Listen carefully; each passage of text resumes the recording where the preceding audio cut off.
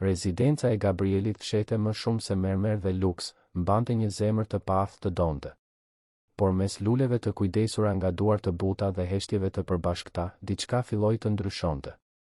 Natën kur ai zbuloi dhimbjen e tij më të thellë, Marina guxoi të ofronte atë që askush nuk kishte provuar kurrë, dashurinë. Dhe aty, nën stuhi, lindi një premtim që do t'i përballonte të gjitha, edhe sekretet më të errëta të elitës. Një histori emocionuese shpengimi, dashurie, pasionesh dhe fillimesh të reja. Ai kishte gjithçka, përveç asaj që e lëndonte më shumë, dikë që ta donte vërtet. Por atë natë, kur heshtja zbuloi sekretin e tij më të thellë, diçka ndodhi mes tyre, diçka që asnjëri prej tyre nuk ishte i përgatitur ta ndjente. Shikojeni këtë histori deri në fund, do të mbeteni të befasuar me këtë histori. Nëse ju pëlqejnë historitë e dashurisë, romancës, abohuni në këtë kanal, lini komentin tuaj, çdo ditë postojmë video të tilla, duke vazhduar. Heshtja e vilës në bloku ishte pothuajse shurdhuese. Mes mureve prej mermeri travertin dhe paneleve të mëdha prej xhami që zbulonin kopshte gjeometrikisht perfekte, jehonte vetëm zhurma e largët e trafikut të bulevardit dëshmorët e kombit, si një përshpëritje urbane që kur nuk arrinte të depërtonte plotësisht në atë botë më vën. Gabriel Mano ecte nëpër korridore me të njëjtën precizion mekanik si gjithmonë. Në moshën 38 vjeç, ai konsiderohej një nga sipërmarrësit më me ndikim në vend, pronar i një konglomerati që përfshinte nga kompanitë e ndërtimit deri te ato të teknologjisë. Emri i tij shfaqej në kopertinat e revistave të biznesit, gjithmonë i shoqëruar nga mbiemra si vizionar, i pamëshirshëm ose gjenial. Ajo që artikujt nuk tregonin ishte se pas atyre syve ngjyrë mjalti fshihej një zbrazëti që as të gjitha paratë e botës nuk mund ta mbushnin. Rutina e Gabrielit ishte e kronometruar si një orë zvicerane. Zgjohej në 5:30 të mëngjesit, vraponte në shiritin vrapues të palestrës private të instaluar në katin e tretë të vilës, bënte dush, vishte një nga kostumet e tij të patëmet dhe zbriste për mëngjesin që e priste gjithmonë në të njëjtin vend, në tryezën prej mahagonit të kuzhinës së shërbimit përballë kopshtit dimëror. Nuk fliste me askënd gjatë vaktit. Lexonte raporte në tabletin e tij, u përgjigjej emaileve urgjente dhe, në orën 7 fiks, shoferi e priste tashmë në hyrje të garazhit për ta çuar në zyrë në zona e ish bllokut. Askush nuk guxonte ta shqetësonte këtë rutinë. Punonësit e vilës njihnin çdo zakon të tij dhe lëviznin si hije efikase, duke u kujdesur për gjithçka në mënyrë që ai të mos kishte kurrë nevojë të shqetësohej për detajet shtëpiake. Ishte kuzhinierja, zonja Carmen, e cila përgatiste vaktet e tij me precizion ushtarak. Kopshtari, zoti John, i cili i mbante kopshtet gjithmonë të patëmerë. Shoferi, Anton, i cili njihte të gjitha rrugët e shkurtra të Tiranës për të shmangur trafikun. Dhe guvernantja. Marina Leka ishte 26 vjeçe dhe punonte në atë shtëpi prej 3 vjetësh. Ndryshe nga punonësit e tjerë, të cilët e përshëndetnin shefin me një tundje koke respektuoze dhe vazhdonin detyrat e tyre në heshtje, Marina e përshëndette gjithmonë me një mirëmëngjes, zotëri Gabriel, thënë me një butësi që jehonte në korridoret bosh. Ajo nuk priste përgjigje, kishte mësuar shpejt në ditët e para se ai rrallë u përgjigjej përshëndetjeve, por vazhdonte ta përshëndeste gjithsesi. Kishte diçka te Marina që e intrigonte Gabrielin, megjithse ai kur nuk do ta pranonte këtë as para vetes. Ndoshta ishte mënyra se si ajo I lëvizte mobiljet me kujdes, sikur çdo pjesë të ishte një vepër arti e vlefshme, ose si duart e saj delikate rregullonin librat e bibliotekës, duke lënë gjithmonë disa strategjikisht të hapur, sikur të donte t'u jepte jetë atyre ambienteve të ftohta. Ajo ishte ndryshe nga punonjësit e tjera që kishin kaluar aty gjatë viteve. Nuk shfaqte nervozizëm në praninë e tij, as atë respekt të tepruar që e irritonte aq shumë. Marina thjesht bënte punën e saj me një natyrshmëri që, në një farë mënyre, sillte një paqe të çuditshme në atë ambient. Marina kishte ardhur nga brendësia e Shqipërisë së Mesme kur ishte 19 vjeçe. Humbi nënën në moshën 16 vjeçe, viktime e një kanceri që familja nuk kishte mundësi ta trajtonte siç duhet. Babai, një burr I ndershëm që punonte si mekanik, u arrestua padrejtësisht 2 vjet më vonë, I akuzuar për ricelje pasi kishte riparuar një makinë që, pa e ditur, ishte produkt vjedhjeje. Mbrojtja ishte bërë keq dhe ai u dënua. Marina mori përsipër përgjegjësinë për vëllain më të vogël, atëherë vetëm 12 vjeç. Erdhi në Tiranë me kursime të numëruara dhe ëndrrën për të gjetur një punë që t'i siguronte të ardhurat. mjaftueshme për të mbajtur veten dhe për t'i dërguar para vëllait, I cili kishte qëndruar me gjyshen në Elbasan. Punoi fillimisht si shitse në një dyqan të madh, pastaj si kamariere në një restorant në qendër të qytetit. Ishte përmes një rekomandimi nga kisha që frekuentonte që arriti të merrte vendin në vilën e zotit Gabriel Mano. Në muajt e parë, Marina ndihej plotësisht e shkëputur në atë ambient. Shtëpia ishte më e madhe se sheshi qendror I qytetit të saj të lindjes. Kishte piktura në mure që ndoshta kushtonin më shumë se sa ajo do të fitonte gjithë jetën. Tapete persiane, kristale bactarat, një bodrum vere I klimatizuar që strehonte vera dekadash. Gjithçka aty merrte frymë me para dhe sofistikim. Por me kalimin e kohës, Marina filloi të kuptonte se, pas gjithë asaj pasurie, fshihej një vetmi e prekshme.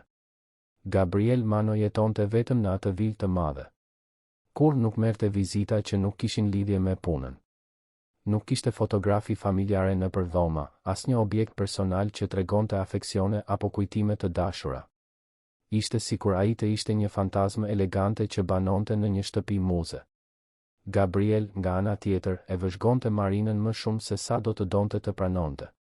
Kishte momente kur e gjente në kopshtin dimëror, duke ujitur bimët me një kujdes që duke I sinqert, duke folur me zë të ulët me lulet sikur ato mund ta dëgjonin. Herë të tjera e kapte në bibliotekë, jo vetëm duke pastruar, por duke shfletuar librat me kureshtje, sikur të donte të kuptonte se çfarë lloj personi zgjidhte ato vepra. Herën e parë që shkëmbyen më shumë se përshëndetje formale ishte një pasdite e marrë. Gabriel kishte ardhur më herët nga zyra, kishte anuluar një takim për shkak të një dhimbje koke të tmerrshme dhe kishte gjetur Marinën në dhomën e ndenjes, duke organizuar disa dokumente që ai kishte lënë të shpërndara në tavolinën e qendrës një natë më parë. Ajo mbante një letër që kishte rënë pas divanit dhe, sapo u ngrit shpejt kur e pa, goditi kokën në cepin e tavolinës prej mermeri. Oh, Zot, ajo thiri, duke vënë dorën në ball. Për habin e të dyve, Gabriel u afrua. U lëndove? Marina u habit aq shumë nga pyetja sa për një moment harroi dhimbjen. Jo, zotëri Gabriel. Ishte vetëm një frikë. Më falni për rrëmujën, unë thjesht po. Më lër të shoh. Ai e ndërpreu dhe para se Marina të mund të protestonte, duart e tij të mëdha dhe të kujdesshme I larguan flokët e saj të kaftë për të ekzaminuar vendin e goditjes. Gishtat e tij ishin çuditërisht delikat. Do të bëhet një gung e vogël, por asgjë serioze. Për një çast, ata qëndruan aty shumë afër dhe Marina mund të ndjente parfumin diskret që ai përdorte, një përzierje druri dhe erëzash që kombinohej në mënyrë perfekte me personalitetin e tij të rezervuar. Gabriel dukej se e kuptoi afërsinë në të njëjtën kohë me të, sepse u largua me shpejtësi dhe mori përsëri qëndrimin e tij formal. Ki më shumë kujdes herën tjetër, tha ai, por kishte një butësi në tonin që Marina nuk e kishte dëgjuar kur më parë. Po, zotëri Gabriel. Faleminderit. Ai tundi kokën dhe u drejtua për në zyrë, por Marina kishte përshtypjen se ai hezitoi për një sekond para se të ngjitej në shkallë. Nga ajo ditë, diçka ndryshoi delikatisht mes tyre. Nuk ishte asgjë e dukshme, vetëm gjeste të vogla që mund të kalonin pa u vënë re nga çdo vëzhgues I jashtëm. Gabriel filloi të falenderonte kur ajo I shërbente mëngjesin.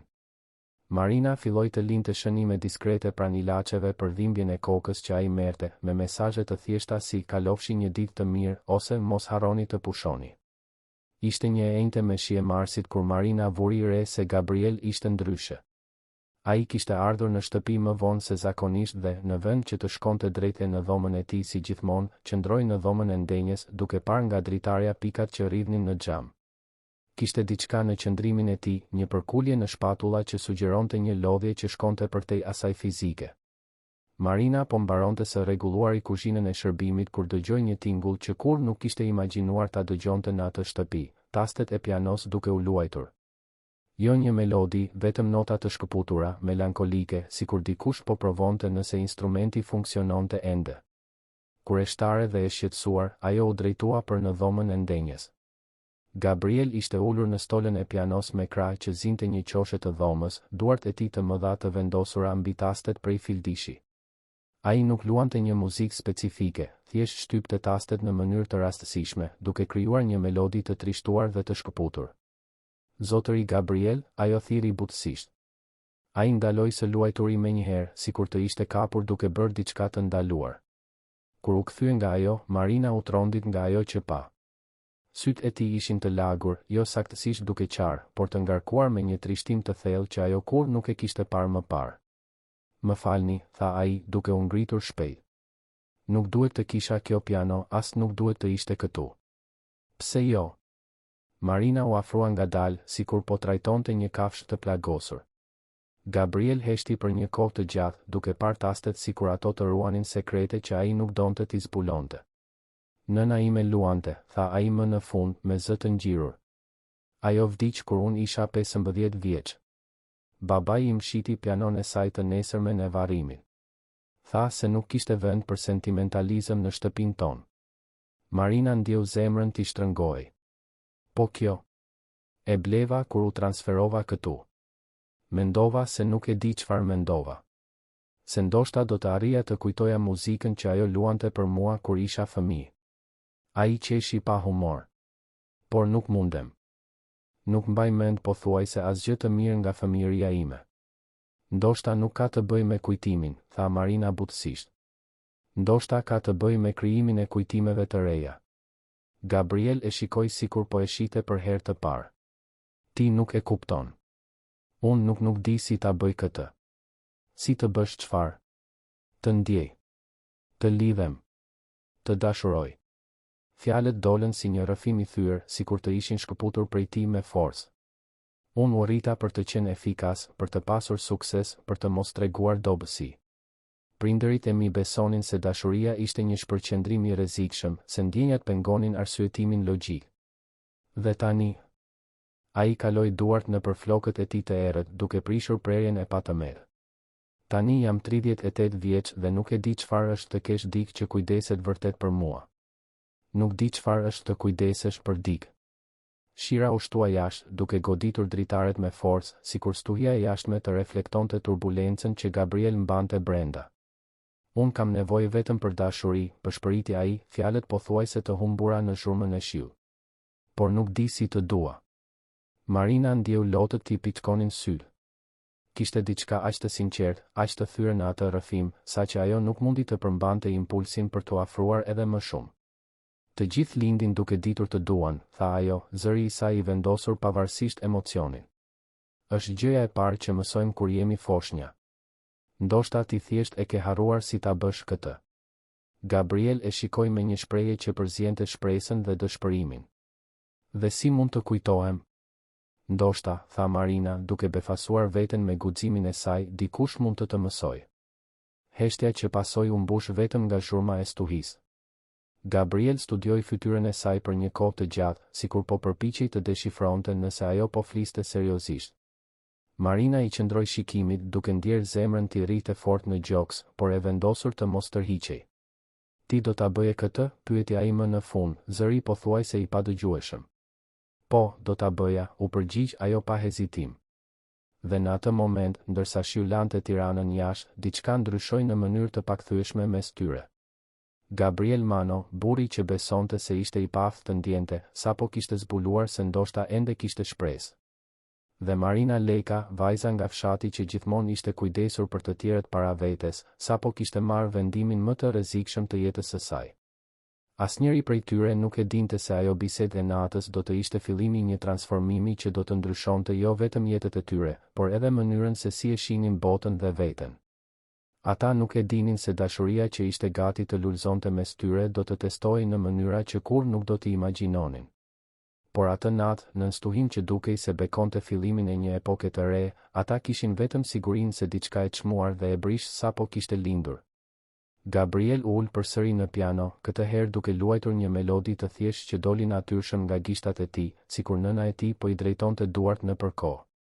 Marina qëndroi aty pranë tij, duke dëgjuar çdo notë, duke ditur se po dëshmonte hapin e parë të një udhëtimi që do t'i ndryshonte të dy përgjithmonë.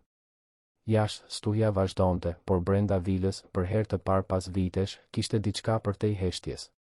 Kishte shpresë. Ditët që pasuan atë natë stuhje u shënuan nga një vallëzim i çuditshëm afrimi dhe tërheqjeje. Gabrieli zgjohej çdo mëngjes me kujtimin e gjallë të bisedës në piano, të fjalëve që kishte thënë, të brishësisë që i kishte treguar Marinës. Gjatë mëngjesit, ai shmangte ta shite drejt për drejt, por vërente çdo lëvizje, çdo gest delikat me të cilin ajo rregullonte tavolinën ose shërbente kafen. Marina, nga ana e saj, ndjente peshën e përgjegjësisë që kishte marrë. Si mundej dikush si ajo, një shtëpiake e thjesht nga Korça, ti mësonte një burri të staturës së Gabrielit mendonca diçka aq komplekse sa dashuria?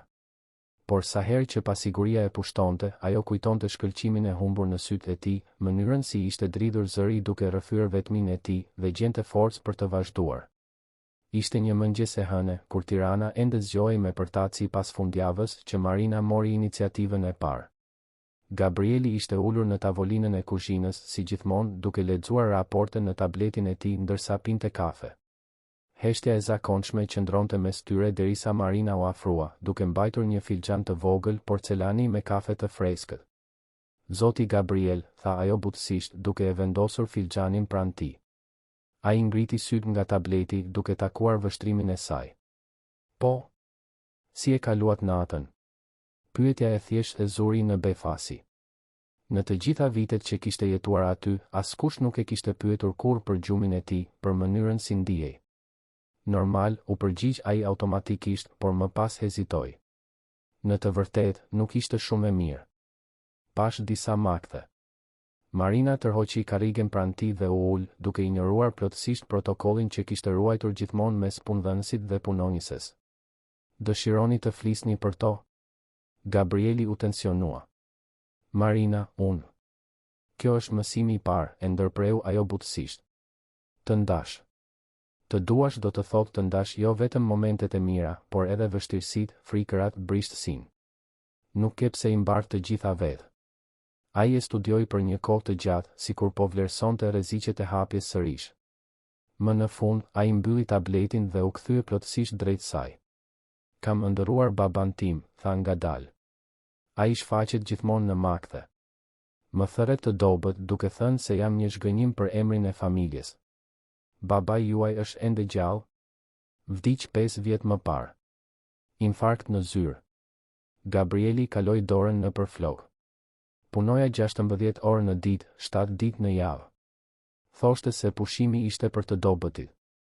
Dhe ju mungon? Pyetja ishte e thjeshtë, por Gabrielit ju desh kohë të përgjigjej, sikur nuk e kishte bërë kurrë atë pyetje më parë.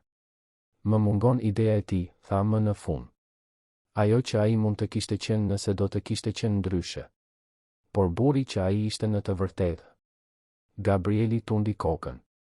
Ai nuk më përqafoi kurrë, Marina. Asnjëherë në jetë.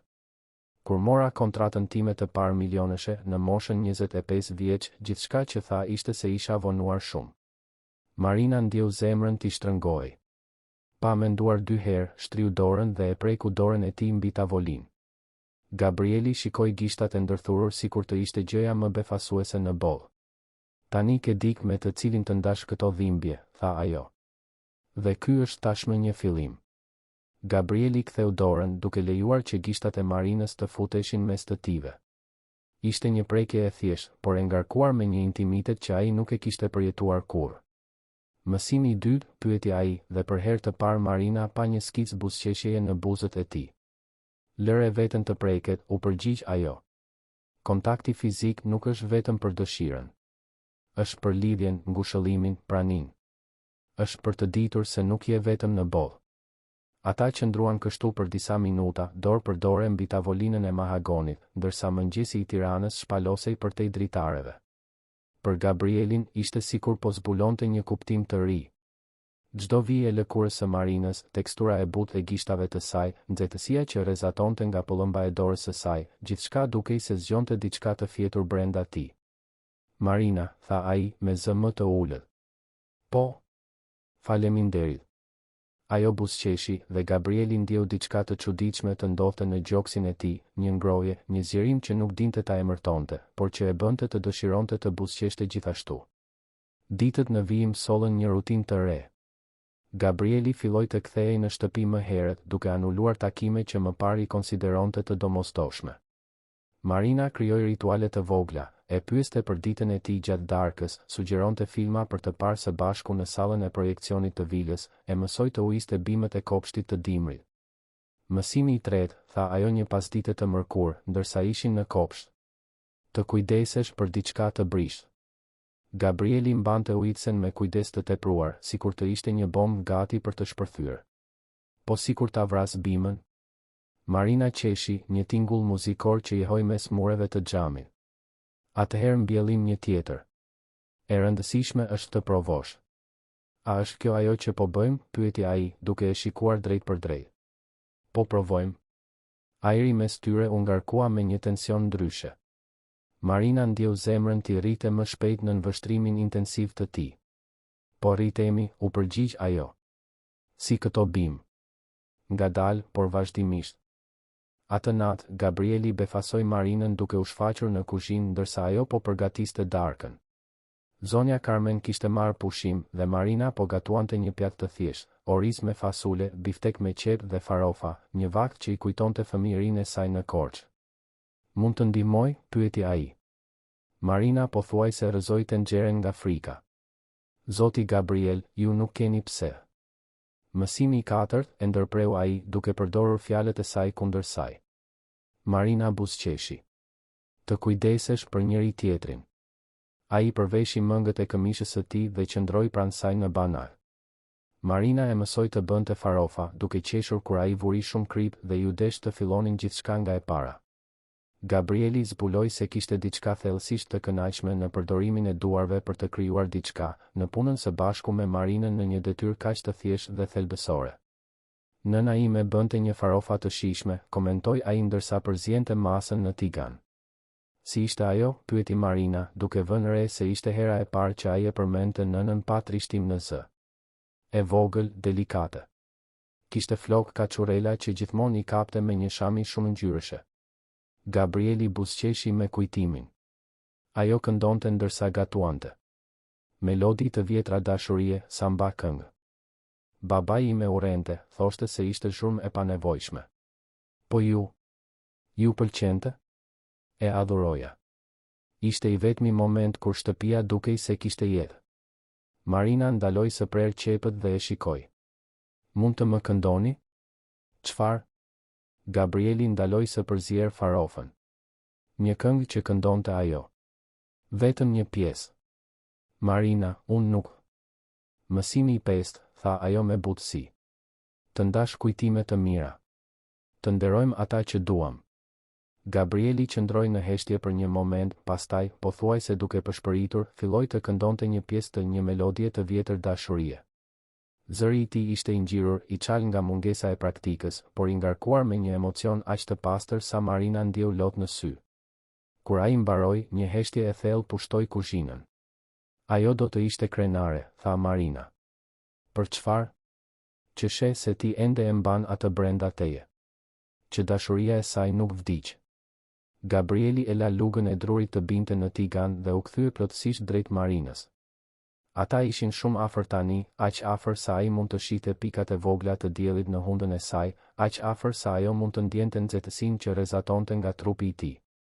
Marina, tha ai, me zë të ngjirur. Gabriel. Ishte hera e parë që ajo thoshte emrin e tij pas Zoti, dhe tingulli jehoi mes tyre si një rrëfim. Ngadalë, sikur të ishte në lëvizje të ngadalt, Gabrieli ngriti dorën dhe i preku fytyrën. Gishterinjt e tij ndoqën vijën e mollëzës, zbritën te vija e nofullës. Marina mbylli syt, duke e lejuar veten të ndjente plotësisht atë prekje. Mësimi i 6, përshpëriti Gabrieli. Të puthësh, u përgjigj Marina, mezi merrte frym. Puthja filloi me hezitim, pothuajse me ndrojtje. Gabrieli puthte si një burr që kishte harruar si ta bënte atë, ose ndoshta si dikush që nuk kishte mësuar kurrë. Por Marina ishte e duruar, duke e udhëhequr butësisht, duke i treguar se një puthje mund të ishte e ëmbël, e kujdesshme, plot premtime. Kur u ndan, Gabrieli mbështeti ballin në të sajin. Unë kurrë? Filloi ai. E di. Si e di? Sepse as unë kurrë, rrëfeu ajo. Nuk e kam lejuar kur veten të ndjehem kështu për dikë. Pse? Marina hezitoi, pastaj vendosi të ishte po aq e brish sa ai. Sepse gjithmonë kam menduar se nuk e meritoja. Një vajzë e varfër nga fshati, pa shkollë, pa familje të rëndësishme. Gjithmonë kam menduar se dashuria ishte luks për njerëzit që kishin më shumë fat në jetë. Gabrieli I mbajti fytyrën me të dyja duar. Ti je personi më I rëndësishëm që kam njohur ndonjëherë. Gabriel. Është e vërtetë. Ti më bëre të kujtohem se ekziston mirësi në botë. Që ekziston ngrohtësi. Që ekziston shpresë. Ata u puthen sërish, këtë herë me më shumë besim, me më shumë urgjencë. Gabrieli ndjente sikur po zgjohej nga një gjumë dekadash. Çdo prekje e Marinës, çdo pëshërtim, çdo rrahje e zemrës së saj kundër gjoksit të tij ishte një zbulesë. Darka përfundoi duke u djegur në tenxhere, por asnjëri prej tyre nuk u shqetësua. U ulën në dyshemen e kuzhinës duke ngrënë bukë me gjalp dhe duke biseduar deri në orët e vona. Gabrieli foli për biznesin, për presionet e botës korporative, për vetminë e ngjarjeve sociale ku ishte I rrethuar nga njerëz, por nuk kishte asnjë mik të vërtetë. Marina foli për Pogradecin, për mëngjeset me mjegull në male, për vëllain që kishte rritur dhe që tani studionte drejtësi në një universitet publik fal parave që ajo I dërgonte çdo muaj. Ti sakrifikove rinin tënde për të, vuri re Gabrieli. Nuk ishte sakrificë. Ishte dashuri. Kjo është ajo që bëjmë për ata që duam, apo jo? Heqim dorë nga disa gjëra për t'u dhënë atyre atë që u duhet. Gabrieli u mendua. Babai im nuk hoqi dorë kur nga asgjë për mua. As nga disa orë pune. Atëherë ti je tashmë një burr më I mirë se ai. Si mund të jeni e sigurt? Marina buzëqeshi. Sepse ti je këtu duke mësuar të duash. Ai nuk u përpoq kurrë. Javët që pasuan ishin si një ëndër zgjuar për të dy. Gabrieli zbuloi kënaqësi të thjeshta që nuk I kishte përjetuar kurrë, të shikonte perëndimin e diellit nga balkoni, të dëgjonte Marinën duke kënduar ndërsa rregullonte shtëpinë, të ndjente aromën e kafes që përgatitej në mëngjes. Marina, nga ana e saj, zbuloi si ishte të shikoheshe me adhurim, të dëgjoheshe me vëmendje të plotë, të prekeshe me respekt. Ata zhvilluan një intimitet që shkonte shumë përtej fizikut. Gabrieli filloi t'i tregonte Marinës për makthet kur ato ndodhnin. Ajo krijoi zakonin t'i masazhonte të mthat kur ai arrinte I stresuar nga puna. Ai mësoi të bënte kafen ashtu siç I pëlqente asaj, me një maj kanellë. Ajo filloi të linte shënime në çantën e tij ekzekutive me mesazhe të dashura që ai lexonte gjatë takimeve, duke ndier një val ngrohtësie në gjoks. Një të premte mbrëma, ndërsa ishin shtrirë në divanin e dhomës së ndenjes, Marina mbështetur në gjoksin e Gabrielit ndërsa ai I përkëdhelte flokët, ai bëri një pyetje që do të ndryshonte gjithçka. Marina, a do të ishe shoqëruesja ime në një event të kompanisë javën e ardhshme? Ajo u largua për ta shikuar. Si ashtu? Një darkë bamirësie. Të gjithë drejtuesit sjellin gratë, të dashurat e tyre. Unë gjithmonë shkoja vetëm, por tani. Ai I preku fytyrën. Dua që të gjithë të shohin gruan më të mrekullueshme të Tiranës pranë meje. Marina ndjeu stomakun t'i rrotulloi nga nervozizmi. Gabriel, nuk e di nëse është një ide e mirë. Unë nuk jam nga bota jote. Nuk di si të sillem në këto situata. Ti sillesh duke qenë vetvetja. Kjo është gjithçka që më duhet. Por po sikur të flasin njerëzit? Po sikur. Gabrieli ja shoi frikërat me një puthje të butë. Le të flasin, tha ai.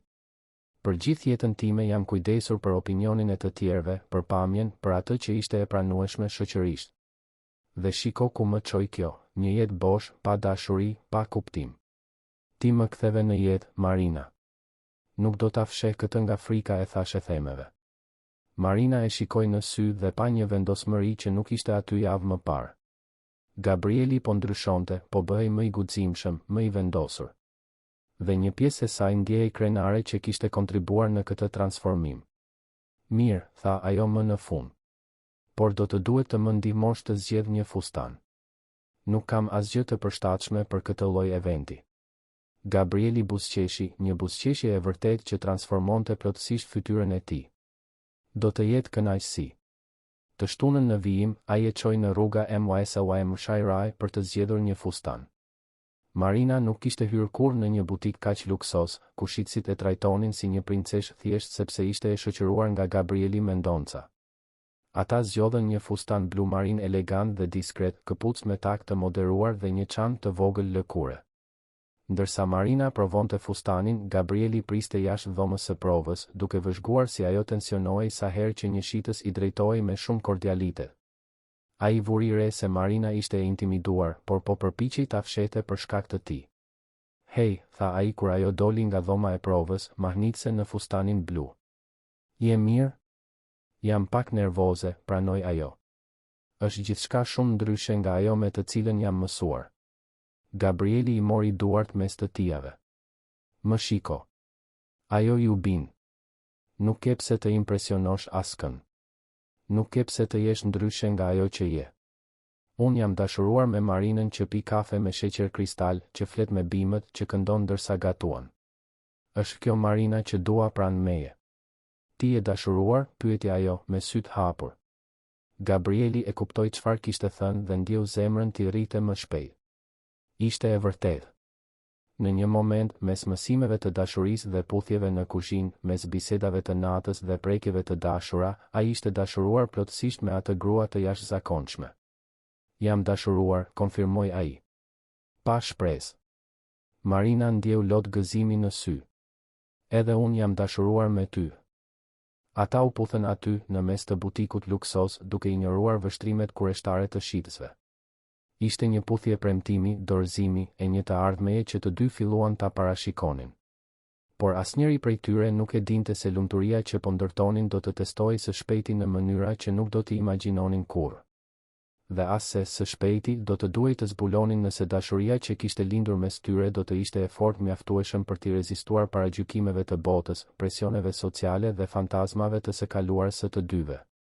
Për momentin, ishte vetëm ai moment perfekt, ajo puthje në mes të dyqanit, dhe siguria se, pavarësisht të gjitha ndryshimeve mes tyre, kishin gjetur te njëri tjetri diçka që vlente çdo sakrificë. E marta erdhi më shpejt se sa Marina do të kishte dashur. Gjatë gjithë javës, ajo ishte përpjekur të përgatitej psikologjikisht për darkën bamirëse, por ndërsa data afrohej, ankthi vetëm sa rritej. Gabrieli Gashi vuri re tensionin e saj dhe u përpoq ta qetësonte në të gjitha mënyrat e mundshme, por ekzistonte një ndryshim midis të diturit intelektualisht se do të ishte thjesht një darkë dhe të përballje në praktik një sallë plot me njerëz të shoqërisë së lartë tiranase. Në mëngjesin e ngjarjes, Gabrieli Gashi anuloi të gjitha takimet dhe arriti në shtëpi në mes të pasdites. E gjeti Marinën duka në dhomën e saj, ulur në shtrat, duke parë ngulmthi fustanin blu marin të varur në dollap, sikur të ishte një uniform lufte. "Mendime të dyta?" pyeti ai, duke u mbështetur në kornizën e derës. Marina duka e shikoi dhe Gabrieli Gashi pa në sytë e saj një cenueshmëri që e bëri të dëshironte të anulonte të gjithë ngjarjen. "Gabriel, unë jam rritur në një qytet ku të gjithë njohin të gjithë. Ngjarja sociale më e sofistikuar që kam frekuentuar ndonjëherë ishte dasma e vajzës së kryebashkiakut, dhe edhe atëherë unë shërbeja mysafirët, nuk isha njëra prej tyre." Ajo mori frym thellë. "Kam frikë të të turpëroj." Gabrieli Gashi kaloi dhomën dhe u gjunjëzua para saj, duke i marrë duart në të tija. "Marina Duka", tha ai, me zë të vendosur dhe të dashur. "Dëgjo mirë atë që do të them. Ti je inteligjente, e edukuar, e sjellshme dhe më elegante se cilado prej këtyre grave që kanë lindur me mbiemrin e duhur. Ti ke më shumë klasë në gishtin e vogël se sa ato kanë në të gjithë trupin. Por ato do ta dinë që unë nuk i përkas atij vendi." "Edhe çfarë?" "As unë nuk i përkas. Kam kaluar vite duke pretenduar se po, duke luajtur rolin e djalit perfekt të elitës, si përmarrësit të suksesshëm dhe të ftohtë. Por e vërteta është se unë urreja çdo minutë të atyre ngjarjeve. Isha një aktor në një shfaqje që e përbuzja." Gabrieli Gashi i shtrëngoi duart. "Me ty në krah, për herë të parë do të jem vetvetja. Dhe nëse atyre nuk u pëlqen, problemi i tyre." Marina duka studioi fytyrën e tij, duke kërkuar çdo shenjë dyshimi, por gjeti vetëm vendosmëri dhe dashuri. "Je i sigurt që do ta bësh këtë? Pasi të dalim bashkë publikisht, nuk ka kthim pas. Të gjithë do ta dinë." "Mirë", Gabrieli Gashi buzëqeshi. "Sa më shpejt, aq më mirë. Jam lodhur duke fshehur gjën më të mirë që më ka ndodhur ndonjëherë." Në orën 8 të mbrëmjes, Gabrieli Gashi ishte i patëmet në smokingun e tij të zi, duke pritur Marinën Duka në dhomën e ndenjes. Kur ajo zbriti shkallët, ai ndjeu se i mungonte fryma. fustani blu marin theksonte çdo kurb të trupit të saj elegant, flokët i kishte të kapura në një topuz të ulët me disa fije të lëshuara që i rrethonin fytyrën, dhe ajo përdorte vetëm një buzëkuq nude dhe pak rimel. Ishte eleganca në formën e saj më të pastër. Ti je mahnitse, tha ai, duke i shtrirë krahun. Edhe ti nuk je keq fare, Marina duke u përgjigj, ende nervoze, por duke buzëqeshur. Shoferi i priste me Mercedesin e zi. Gjatë rrugës për në hotel Rogner ku do të mbahej ngjarja, Gabrieli Gashi mbajti dorën e Marinës duke vizatuar rrath me gishtin e madh në lëkurën e saj, në një gest që ishte bërë një zakon qetësues për të dy. Gjithçka do të shkojë mirë, ai përshpëriti kur arritën në hotel. Salla kryesore e hotel Rogner ishte kthyer në një vizion opulence. Llamba kristali projektonin një dritë të artë dhe të butë mbi tavolinat e rumbullakta të mbuluara me mbulesa liri të bardha dhe aranxhime lulesh që ndoshta kushtonin më shumë se paga mujore e Marinës Duka. Të ftuarit qarkullonin në grupe të vogla, gratë shfaqnin fustane firmato dhe bizhuteri që shkëlqenin me çdo lëvizje, burrat me smoking të patë med, të gjithë me atë qëndrim të sigurt të atyre që kishin lindur në atë bollë. Gabrieli Gashi dhe Marina Duka u njoftuan në hyrje, dhe Marina Duka ndjeu dhjetëra shikime që u kthyen nga ata. Pati një moment heshtjeje pothuajse të padukshme para se bisedat të rifillonin, por ajo vuri re përshpëritjet, shikimet kurioze, vetullat e ngritura në befasi. Gabrieli Gashi solli një shoqëruese, ajo dëgjoi një grua duke komentuar me shoqen e saj. Kush do të jetë? Nuk e njoh. Duhet të jetë modele ose aktore, u përgjigj tjetra. Ai nuk shfaqet kur me askënd në ngjarje sociale. Gabrieli Gashi nuk dukej se i vuri re, ose zgjodhi të injoronte komentet. Përshëndeti të njohurit me mirësjelljen e zakonshme, por kishte diçka ndryshe në qëndrimin e tij. Dora e tij qëndronte fort në belin e Marinës Duka, duke e prezantuar atë si Marina Duka, gruaja e jetës sime, pa asnjë hezitim apo siklet. Në minutat e para, njerëzit ishin të sjellshëm. Përshëndetën Marinën Duka me buzëqeshje kordiale, bën pyetje të zakonshme rreth profesionit dhe origjinës së saj. Marina Duka u përgjigj me ndershmëri se punonte si shtëpiake dhe vinte nga Shkodra, duke ndjer klimën të ndryshonte delikatisht me çdo përgjigje. Sa interesante, tha Veronika Kastrioti, gruaja e njërit prej ortakëve të klubit më ekskluziv të Tiranës. Dhe si jeni njohur? Marina punon në shtëpinë time prej 3 vjetësh, Gabrieli Gashi u përgjigj natyrshëm. Ishte vendimi më i mirë që kam marrë ndonjëherë në jetë ta punësoja atë. Heshtja që pasoi ishte e sikletshme. Marina Duka ndjeu faqet t'i nxeheshin kur kuptoi se çfarë po mendonin njerëzit. Veronika Kastrioti shtrëngoi një buzëqeshje artificiale. Sa moderne nga ana jote, Gabriel. Ishte atëherë kur Marina Duka pa një burr që po i afrohej grupit me një buzëqeshje që nuk i arrinte sy. I gjatë, i holl, me flokë të thinjur dhe kostum të patë med, ai lëshonte një autoritet të holl që e bëri Gabrielin Gashi të ngurtësohej menjëherë. Gabriel, tha burri, duke i shtrirë dorën. Çfarë surprize të shoh këtu me një shoqëruese. Rodrig, Gabrieli Gashi përshëndeti ftohtë. Marina, ky është Rodrig Gushala, drejtori im komercial. Rodrig, Marina Duka. Rodrig Shala i puthi dorën Marinës Duka me një galanteri të egzageruar, por sytë e tij e studionin me ftohtësinë e një grabitqari që vlerëson pren. Është kënaqësi t'ju njoh, Marina. Gabrieli ka qenë gjithmonë shumë i rezervuar për jetën personale. Duhet të pranoj se jam kurioz se si një ere kaq interesante fitoi zemrën e CEOs ton. Kishte diçka në mënyrën si ai tha interesante që e bëri Marinën Duka të ndjej e vogël. Gabrieli Gashi e vuri re tonin dhe bëri një hap përpara. Rodrig, besoj se tavolina jon është liruar tashmë. Me leje. Por Rodrig Gushala nuk kishte mbaruar. Sigurisht. Vetëm një kuriozitet, Marina. Gabriel përmendi se ti punon në shtëpinë e tij. Në çfarë fushe saktësisht? Unë jam shtëpiake, Marina Duka u përgjigj, duke ngritur mjekrën me dinitet. Rodrig Gushala buzëqeshi me keqdashje. Sa e përshtatshme. Gabrieli Gashi ishte gati të përgjigjej kur mjeshtri i ceremonive njoftoi se darka do të shërbehej. Ai e udhëhoqi Marinën Duka larg grupit, por ajo ndjente shikimet që i ndiqnin, dëgjonte përshpëritjet që dukeshin se jehoheshin në të gjithë sallën. Gjatë darkës, të ulur në një tavolinë me ekzekutiv të tjerë dhe gratë e tyre, Marina duka u përpoq të sillej siç duhet, por ndjehej si një mashtruese. Bisedat silleshin rreth udhëtimeve ndërkombëtare, ngjarjeve sociale ekskluzive, investimeve dhe njerëzve për të cilët ajo nuk kishte dëgjuar kurrë. Ajo kontribuonte kur mundte, por në pjesën më të madhe të kohës dëgjonte, duke buzëqeshur me edukat, ndërsa brenda ndjehej gjithnjë e më shumë jashtë vendit. Marina, tha Helena Fera, gruaja e drejtorit financiar, Gabriel përmendi se ti je nga Shqipëria e Veriut. Nga cila pjesë? Shkodra. Ah, sa e bukur. Kam qenë atje disa herë. Ka një pronë historike të bukur, apo jo?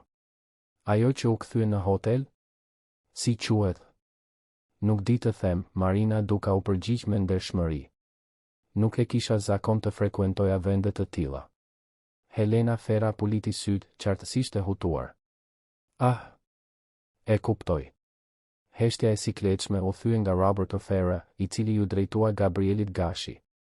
Gabriel, si po shkojnë punët me kompaninë e ndërtimit? Dëgjova se po zgjeroheni drejt brendësisë së vendit.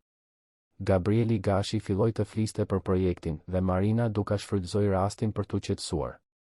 Por pastaj dëgjoi Helenën Fera duke i përshpëritur gruas pranë saj. E shkreta. Është e qartë që ajo nuk ka ide ku është futur.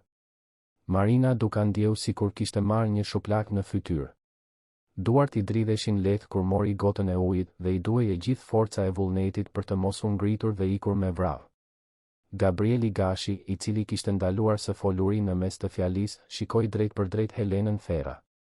Më falni, Helena, dëgjova të komentonit diçka për Marinën? Helena Fera u skuq. Unë jo, Gabriel. Thjesht. Sepse nëse ka ndonjë problem me të dashurën time që është këtu, do të doja ta dija tani. Toni i Gabrielit Gashi ishte i sjellshëm, por kishte një ftohtësi që bëri që e gjithë tavolina të heshte. Helena Fera belbëzoi një justifikim, por klima kishte ndryshuar përfundimisht. Pas darkës, gjatë ankandit bamirës, Marina duka kërkoi leje për të shkuar në tualet. Kishte nevojë për disa minuta për të marrë frymë, për t'u qetësuar.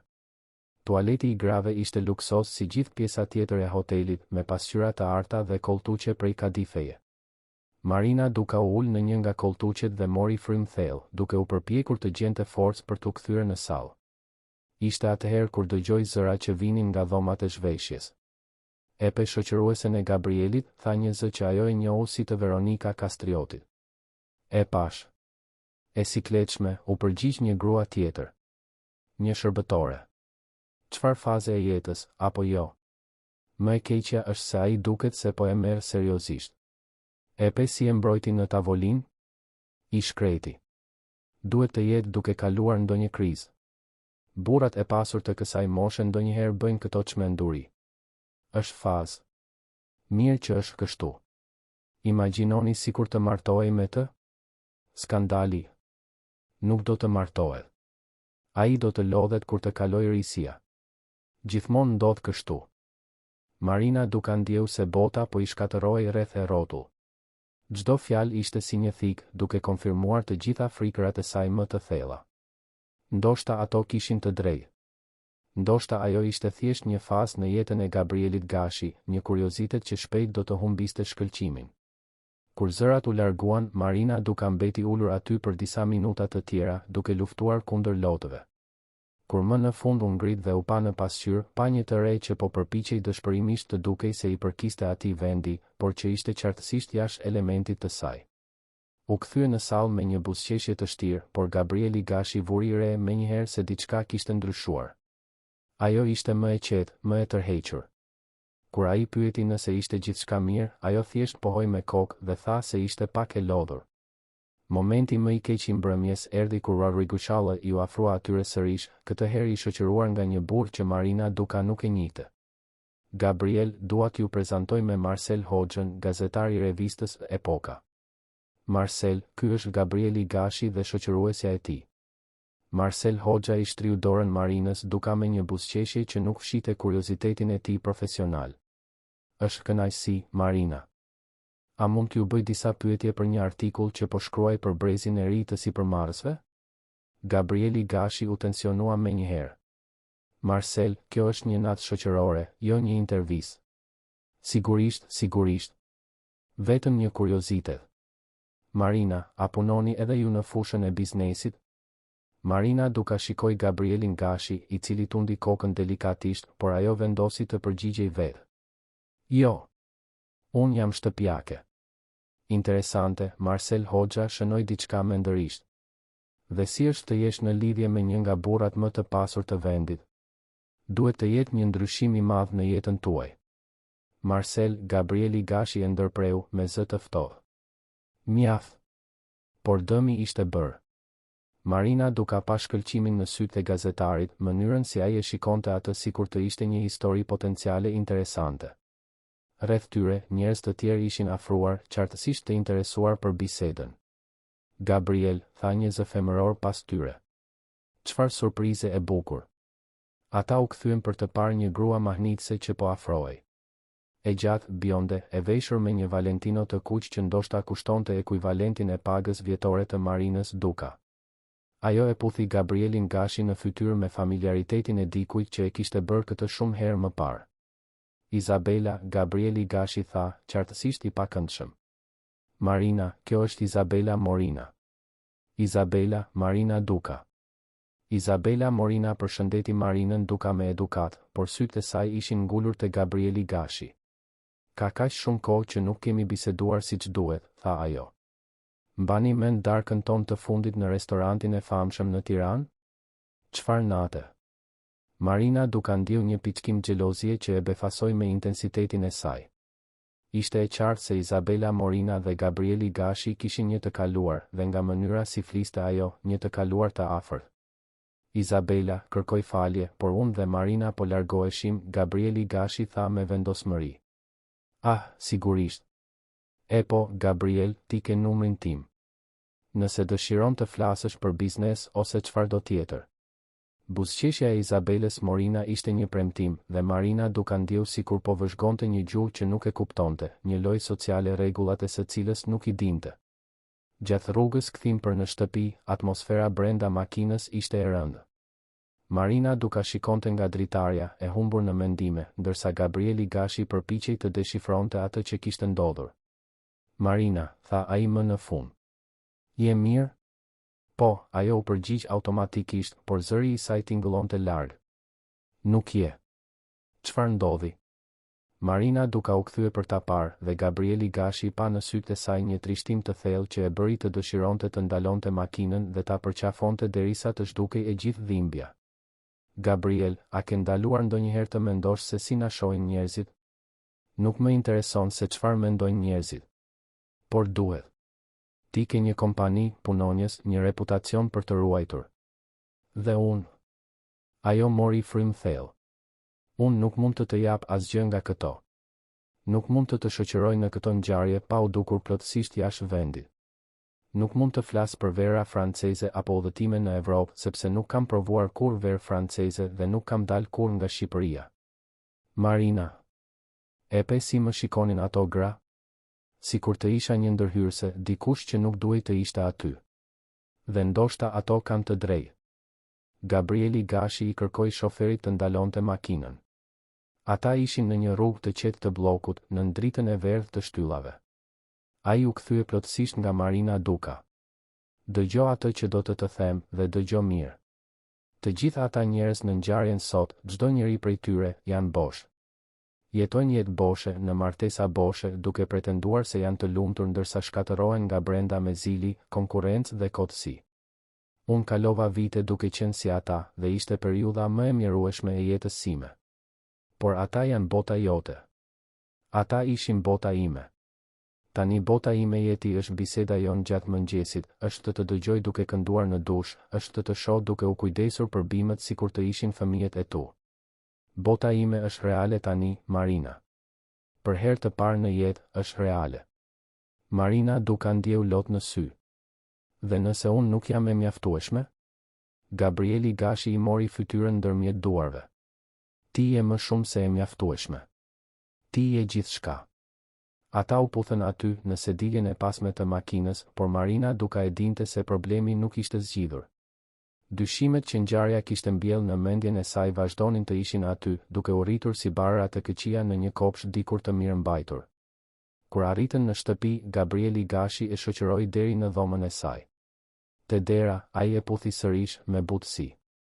Nesër do të jetë një ditë më e mirë, ai premtoi.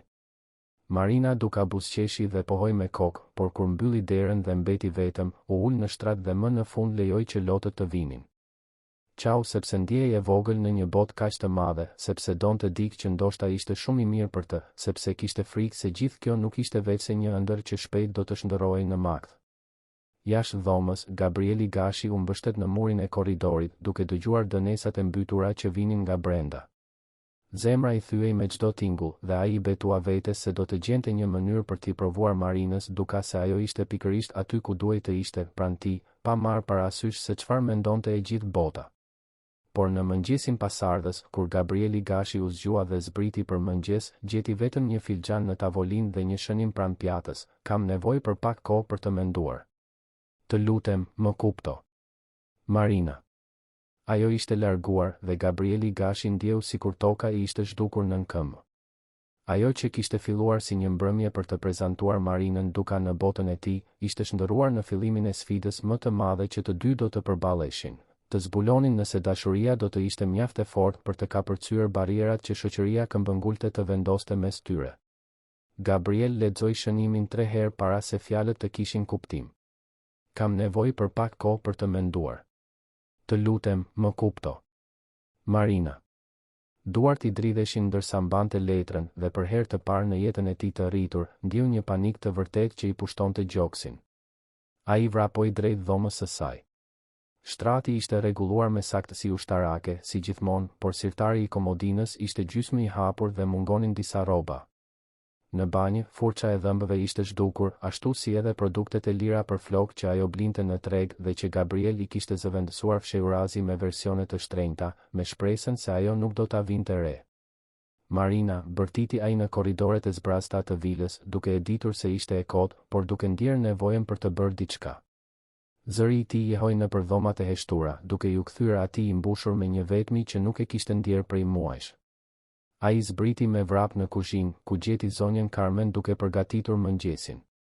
Kuzhinierja, një grua 50 e ca vjeçe që punonte në shtëpi prej një dekade, e pa me shqetësim. Zotëri Gabriel, çfarë ndodhi? Jeni i zbeth. Carmen, e pe Marinën këtë mëngjes? Po, zotëri. Ajo doli shumë herët, rreth orës 5:30 të mëngjesit. Mbante një valixhe të vogël. Mendova se ishte ndonjë urgjencë familjare. Gabriel kaloi duart nëpër flokët e tij, duke i shprishur plotësisht. Tha ku po shkonte? Jo, zotëri. Por dukej e trishtuar. Shumë e trishtuar. Gabriel mori celularin dhe thiri numrin e Marinës. Lidhja shkoi direkt në kutinë zanore. Ai provoi edhe 2 herë të tjera me të njëjtin rezultat. I dërgoi një mesazh, Marina, të lutem, më thirr. Mund të flasim për atë që ndodhi dje. Ajo nuk ju përgjigj. Gjatë gjithë asaj mëngjesi, Gabriel anuloi takime dhe telefonata të rëndësishme, diçka që nuk e kishte bërë kurrë në karrierën e tij. Ai endej nëpër vil, duke vënë re për herë të parë sa e vdekur dukej gjithçka pa praninë e saj. Aranxhimet e luleve që ajo bënte me aq kujdes dukeshin sikur po vyshkeshin para syve të tij. Pianoja në sallonin e ndenjes ishte në heshtje, si një monument për muzikën që ajo kishte sjellë në jetën e tij. Në mesditë, vendosi se nuk mund të punonte në atë gjendje. Mori makinën, hoqi dorë nga shoferi sepse kishte nevojë të drejtonte, të bënte diçka me duart e tij, dhe shkoi në kishën e Shën Maris në pazarin e ri që Marina frekuentonte. Ndoshta dikush atje do të dinte ku ishte ajo. Kisha e Shën Maris ishte e vogël dhe e thjeshtë, shumë ndryshe nga tempujt imponues që Gabriel njihte. Ai gjeti atin Anton duke rregulluar lule në altar, një burr me flokë të thinjur dhe buzëqeshje të sjellshme. Gabriel ju afrua me hezitim. Më falni që ju shqetësoj. Po kërkoi Marina Santos. Ajo frekuenton këtë kishë. Ati e studioj me vëmendje. Dhe ju jeni? Gabriel mendonça. Unë jam. Ai hezitoi, duke mos ditur si ta përkufizonte marrëdhënien e tyre. Jam i dashuri i saj. Ah, ati tundi kokën me mirë kuptim. Marina ka folur për ju. Atë Anton, a i shtriu dorën. Është kënaqësi t'ju njoh, megjithse rrethanat nuk janë më të mira. A ishte ajo këtu? Dje mbrëma, pas asaj që duket të ketë qenë një ngjarje e vështirë. Folëm për pak kohë. Ati bëri një pauzë. Gabriel, a mund t'ju bëj një pyetje? A e doni këtë vajzë? Me gjithë shpirtin tim, Gabriel ju përgjigj pa hezitim. Atëherë, pse po qante dje? Pse ndjej e padenjë për dashurinë tuaj? Gabriel ndjeu sikur mori një grusht në stomak. Sepse njerëzit e botës sime e bën të ndiej kështu. Sepse isha frikacak dhe nuk e mbrojta siç duhej. Atë Anton tundi kokën ngadalë. Marina u rrit duke menduar se dashuria ishte luks për njerëzit që kishin më shumë fat në jetë. Kaloi vite duke u kujdesur për të tjerët, duke sakrifikuar ëndrat e saj. Kur më në fund gjeti dikë që e vlerësonte, bota konspiroi për ta bërë atë të dyshonte në vlerën e saj. Ku është ajo, atë? Duhet të flas me të.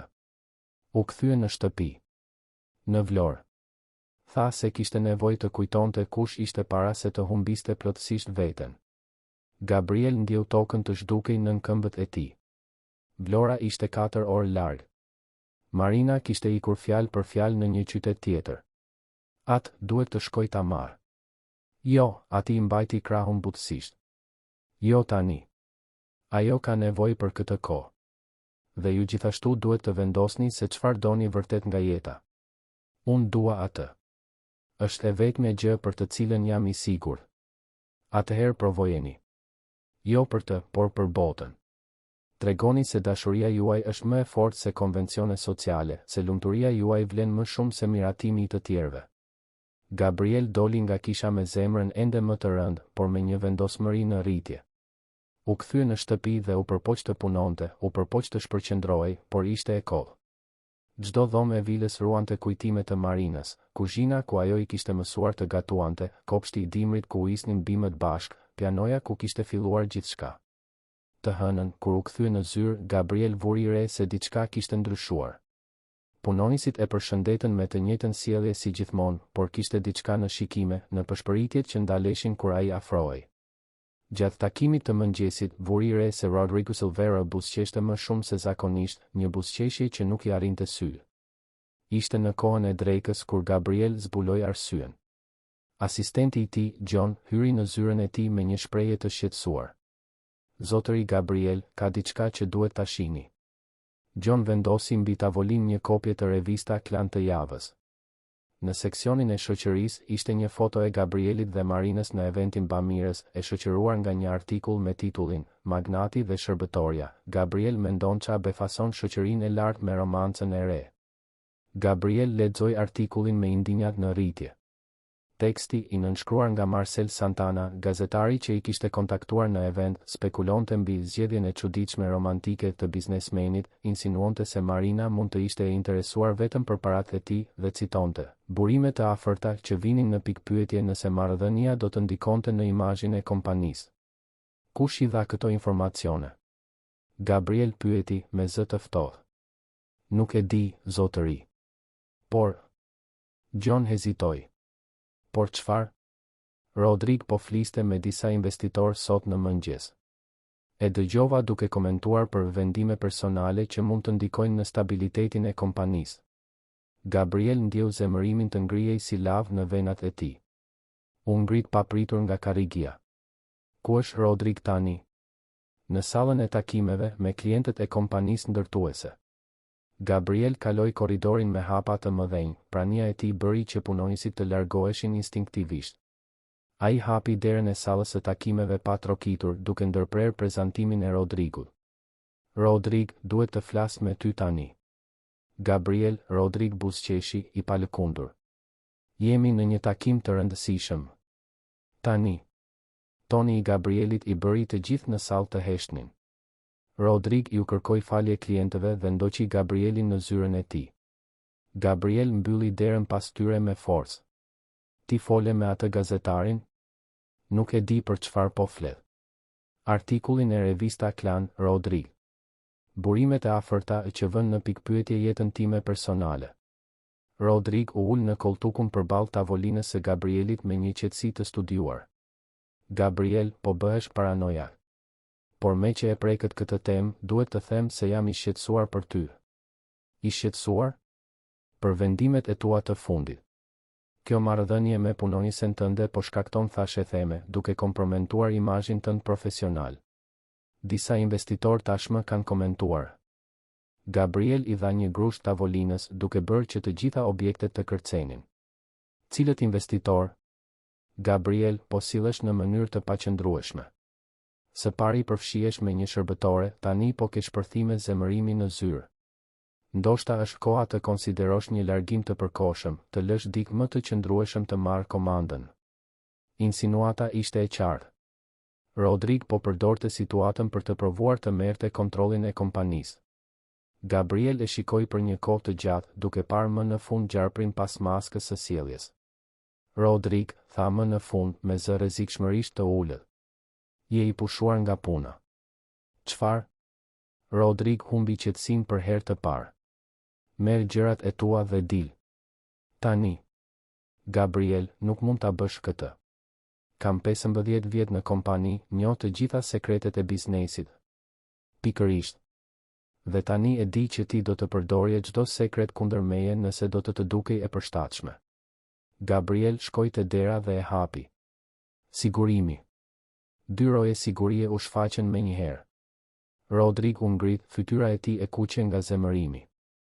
Do të pendohesh për këtë, Gabriel. Kompania jote do të fundoset pa mua. Më mirë të fundosem duke qenë i ndershëm sesa të prosperoj duke u tradhtuar. Pasi Rodrik doli i shoqëruar, Gabriel mbylli derën e zyrës së tij dhe u ul në karrige, duart i dridheshin nga adrenalina. Mori celularin dhe provoi të thërriste Marinën përsëri. Këtë herë, ajo ju përgjigj. Alo? Zëri i saj tingëllonte i largët, i lodhur. Marina, faleminderit Zotit. Ku je? Gabriel. Ajo këshertiu. Thash se kisha nevojë për kohë. E di. Por duhet të them diçka. Ka dal një artikull për ne në revista Klan. Heshtje në anën tjetër të linjës. Marina? E pash, tha ajo më në fund. Vëllai im më thiri për të më njoftuar. Tha se disa miq të tij pan revistën dhe po komentonin. Gabriel mbylli syt. Marina, e di që asgjë nga ajo nuk është e vërtetë, apo? Këto insinuata për ty. Gabriel, nuk ka rëndësi nëse është e vërtetë apo jo. Ajo që ka rëndësi është se tani të gjithë e dinë. Jeta jote private u bë argëtim publik dhe kjo është faji im. Nuk është faji yt. Është faji im që nuk të mbrojta më mirë, që nuk isha më i vendosur me ata njerëz në event. Ti bëre çfarë mundje. Por Gabriel, nuk e sheh. Kjo do të ndodhë gjithmonë. Sa herë që do të shfaqemi bashkë në publik, sa herë që dikush do të zbuloj për ne, unë do të jem shërbëtorja që përfitoj nga shefi i pasur. Ti do të jesh burri që bëri një gabim gjykimi.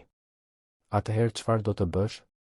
Të heqësh dorë nga ne për shkak të thashe themeve? Marina heshti për aq kohë sa Gabriel mendoi se ajo kishte mbyllur telefonin. Marina? Jam këtu. Zëri i saj ishte i mbytur. Gabriel, a ke ndaluar ndonjëherë të mendosh se ndoshta ata kanë të drejtë? Se ndoshta ti meriton dikë më të mirë? Ndaloje këtë. Dikë që mund të të shoqëroj në evente sociale pa u ndjer e pa vend.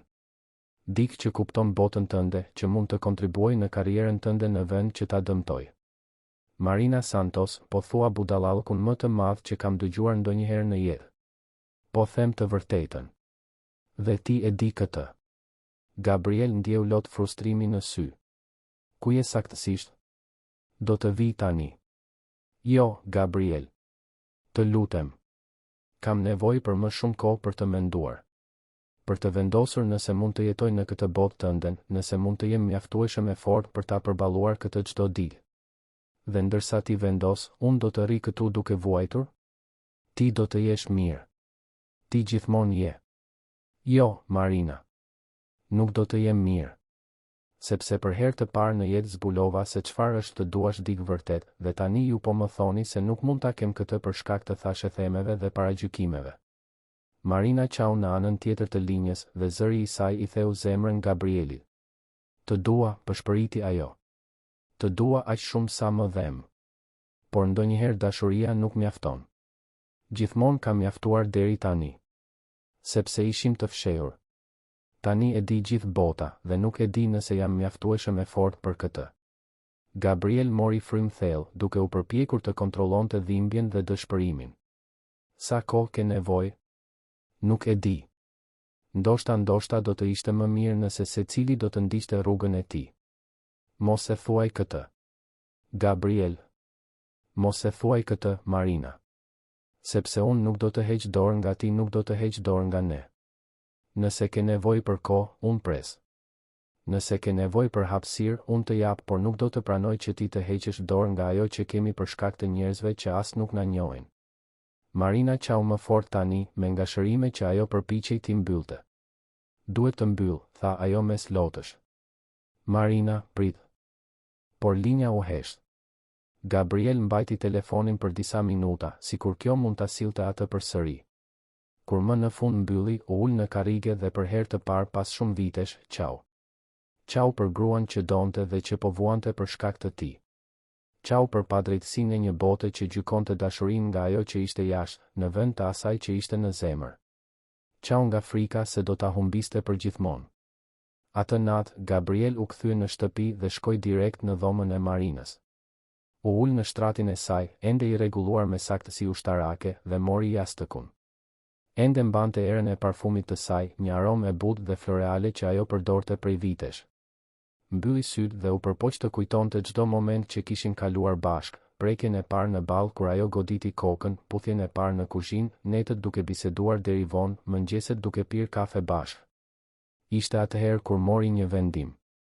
Nëse Marina kishte nevojë për kohë për të vendosur nëse ishte mjaftueshëm e fortë për botën e tyre, ai do ta përdorte atë kohë për të marrë vendimet e tij. Vendime që do t'i tregonin asaj dhe të gjithëve se çfarë kishte vërtet rëndësi në jetën e tij. Mëngjesin tjetër, Gabriel thiri avokatin e tij dhe caktoi një takim. Pastaj thiri kontabilistin e tij.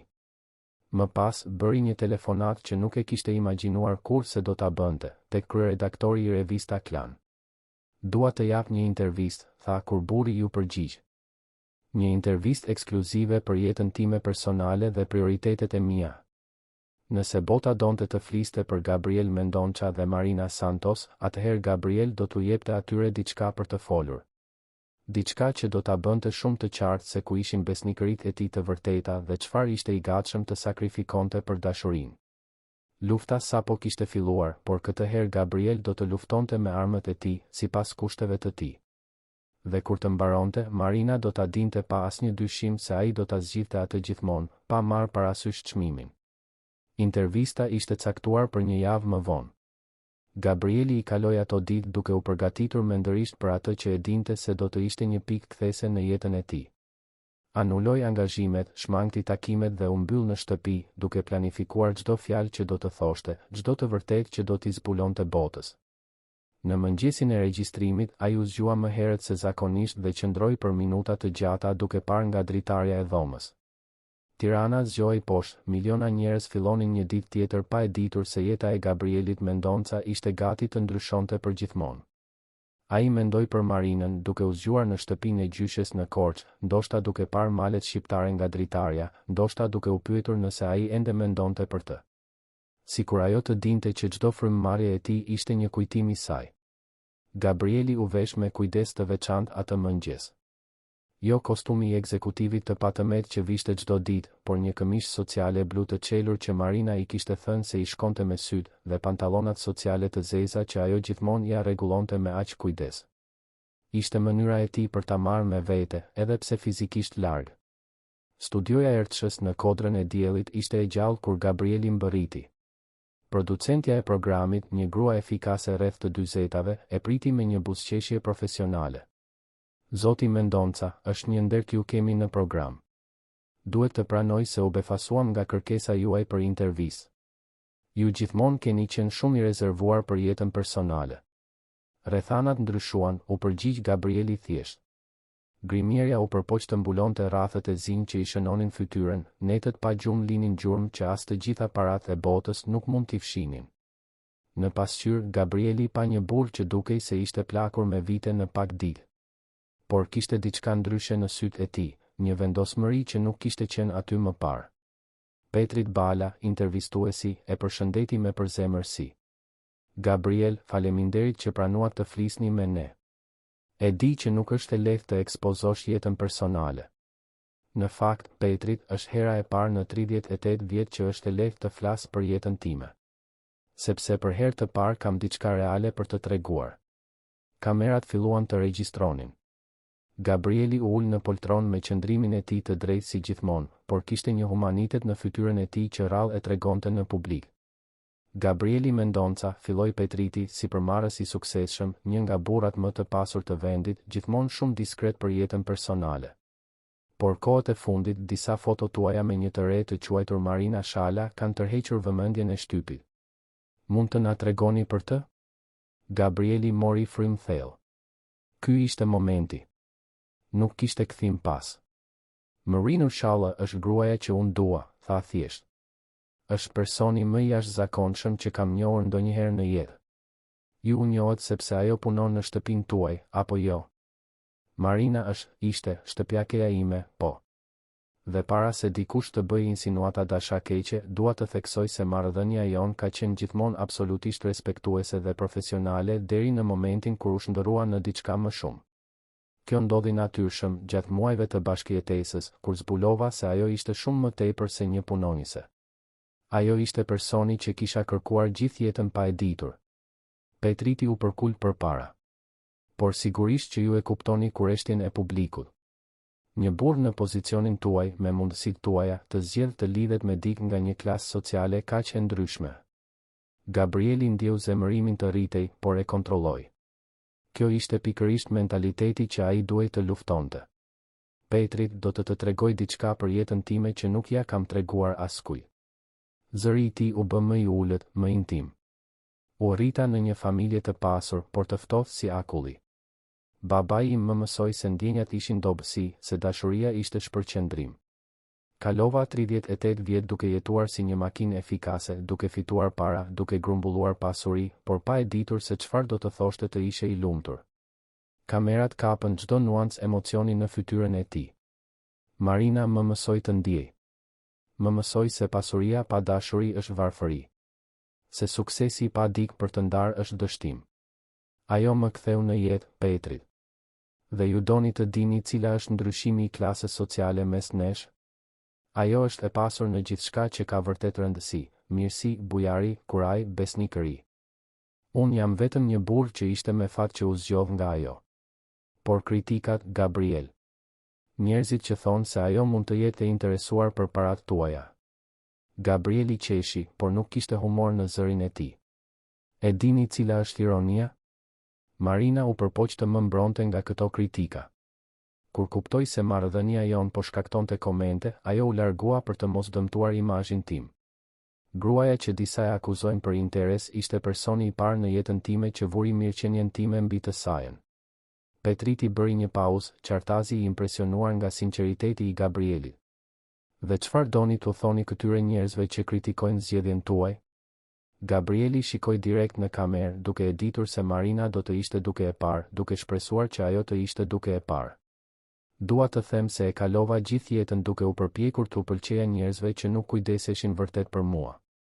Ndërtova një imazh perfekt për një shoqëri që vlerëson pamjet më shumë se thelbin. Dhe në këtë proces, pothuajse humba të vetmen gjë që vërtet ja vlen, dashurinë e vërtetë. Zëri I tij u mbush me emocion. Marina, nëse po më shikon, dhe e di që po më shikon, dua të dish se nuk më interesojnë thashe themet, kritikat, gjykimet. Nuk më intereson nëse do të humbas para, nëse do të humbas klient, nëse do të humbas miratimin e shoqërisë. E vetmja gjë që nuk mund të humbas je ti. Gabrieli ndaloi për një moment, syt I shkëlqenin nga lotët e përmbajtur. Ti më pyete nëse dashuria ishte e mjaftueshme. Po, Marina. Dashuria është e vetmja gjë që është e mjaftueshme. Gjithçka tjetër, parat, statusi, miratimi social, janë vetëm aksesor. Dashuria është ajo që i jep kuptim jetës. Petriti ishte qartazi i prekur. Dhe nëse ajo nuk kthehet, atëherë do ta pres. Për aq kohë sa të jetë e nevojshme. Sepse kur gjem personin e duhur, Petrit nuk heq dorë. Kur? Gabrieli u kthye sërish nga kamera. Marina, unë të zgjedh ty sot, nesër, gjithmonë. Zgjedh kafet tona të mëngjesit në heshtje, zgjedh këngët e tua në dush, zgjedh mënyrën si kujdesesh për bimët sikur të ishin foshnja. Zgjedh forcën tënde, cenueshmërinë tënde, zemrën tënde gjigante. Zgjedh dashurinë e vërtet mbi miratimin e rrem. Ktheu në shtëpi. Ktheu tek unë. Kur intervista përfundoi, studioja ishte në heshtje. Disa nga teknikët kishin lot në sy. Gabrieli kishte bërë shumë më tepër se një deklaratë dashurie, ai kishte ekspozuar shpirtin e tij në televizionin kombëtar. Në Korçë, Marina ishte në kuzhinën e shtëpisë së gjyshes kur intervista u transmetua. Gjyshja Kona, një grua e moshuar me flokë të bardhë dhe duar të ashpërsuara nga puna e gjithë jetës, po përgatiste darkën kur thiri Marinën. Nipçe, eja këtu shiko diçka.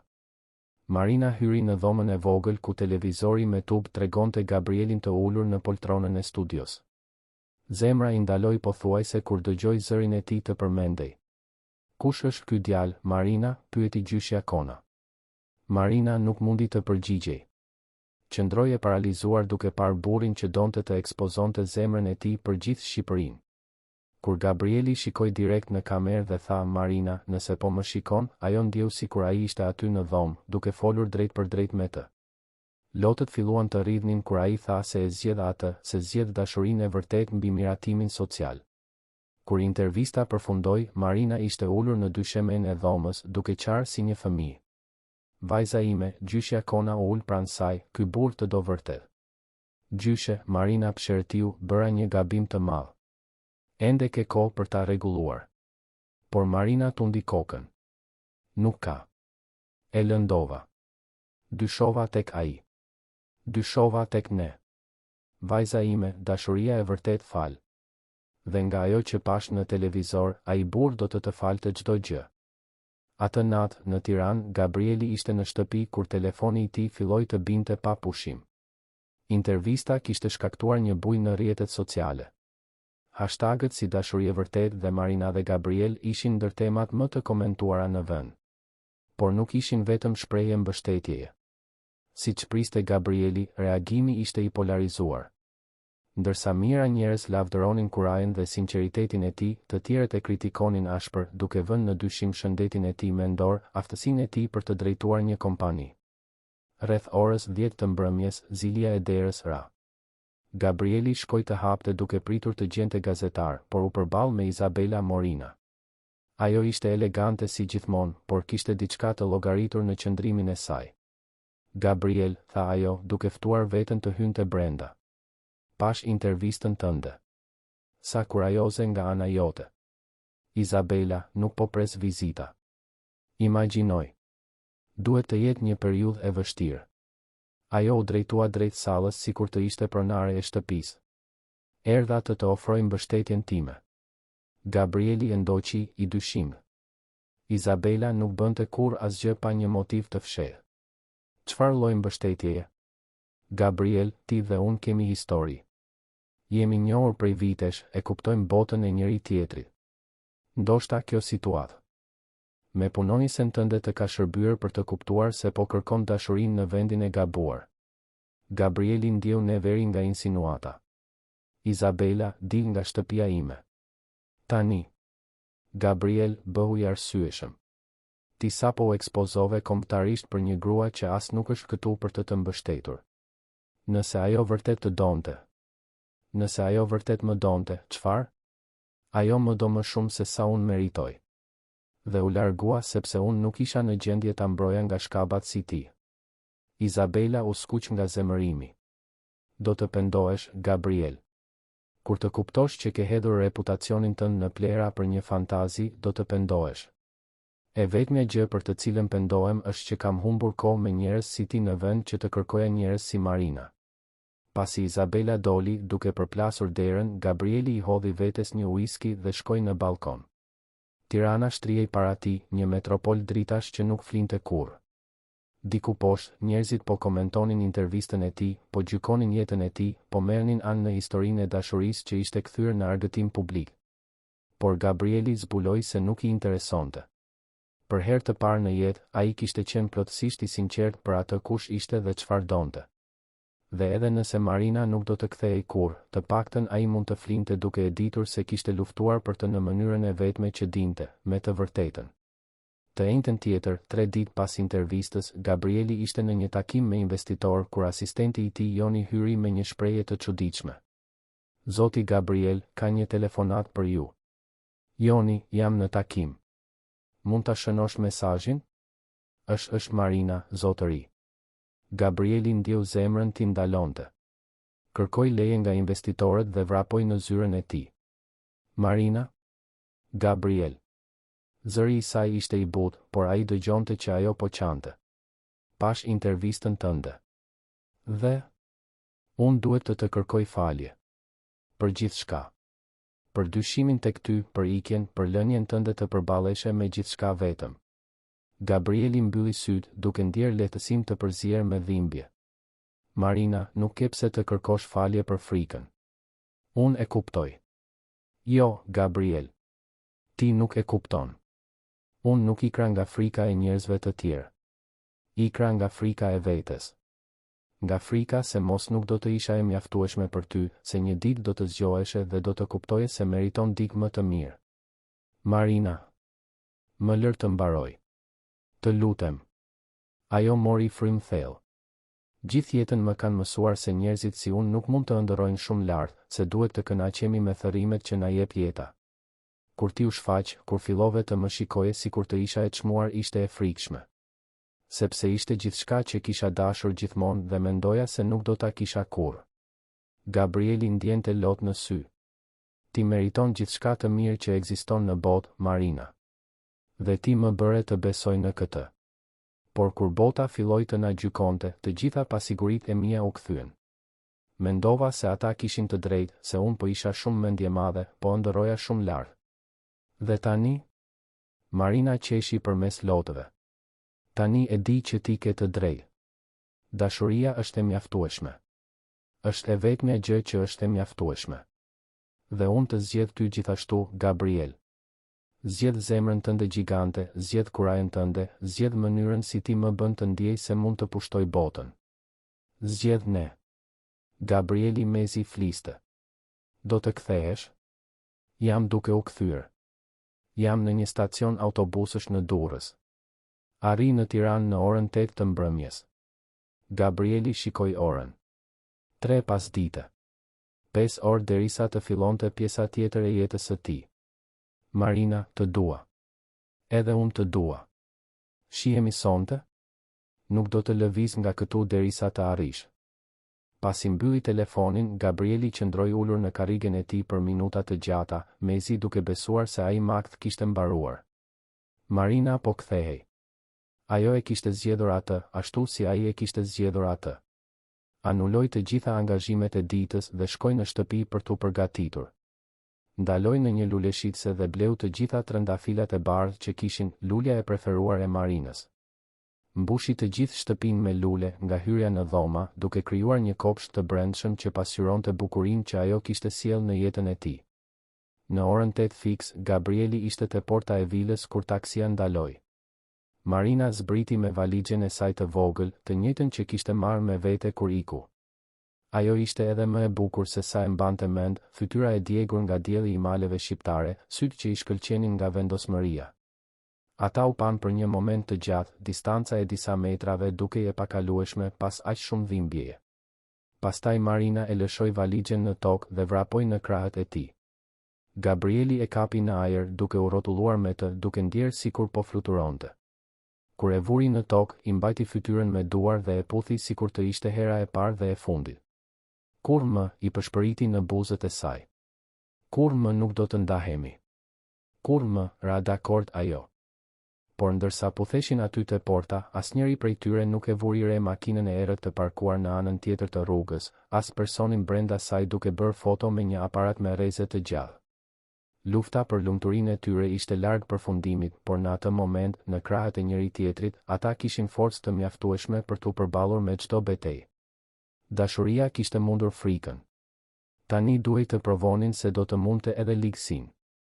3 muajt që pasuan ribashkimin ishin më të lumturit në jetën e Gavrilit.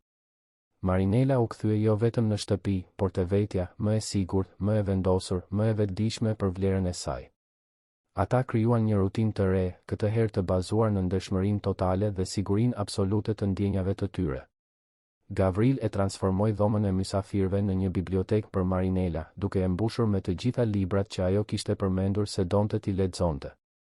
Marinela, nga ana e saj, solli më shumë jetë në atë rezidencë se sa kishte pasur ndonjëherë. Ajo mbolli një kopsht me bimë aromatike në zonën e shërbimit, i mësoi Gavrilit të gatuante gatime tradicionale shqiptare, e mbushi shtëpinë me muzikë dhe të qeshura. Ata u përballën së bashku me pasojat e intervistës. Disa klientë konservatorë vërtet i ndërprejnë kontratat, por Gavril zbuloi se nuk i interesonte. Të tjerë, të frymëzuar nga ndershmëria e tij, ju afruan edhe më shumë. Kompania jo vetëm mbijetoi, por lulëzoi në një udhëheqje më njerëzore dhe autentike. Marinela rifilloi studimet. Gavril punsoi mësues privat dhe ajo filloi të përgatitej për të dhënë provimet e pranimit në universitet. Ajo donte të studionte psikologji, e frymëzuar nga përvoja e saj e shërimit emocional dhe dëshira për të ndihmuar njerëzit e tjerë të gjenin vlerën e tyre. Një mëngjes të shtune, ndërsa po pinin kafe në verandë dhe po planifikonin një udhëtim për në Pogradec, që Gavril të njihte familjen e Marinela, ra telefoni. Ishte Gjoni, asistenti, me zë të tensionuar.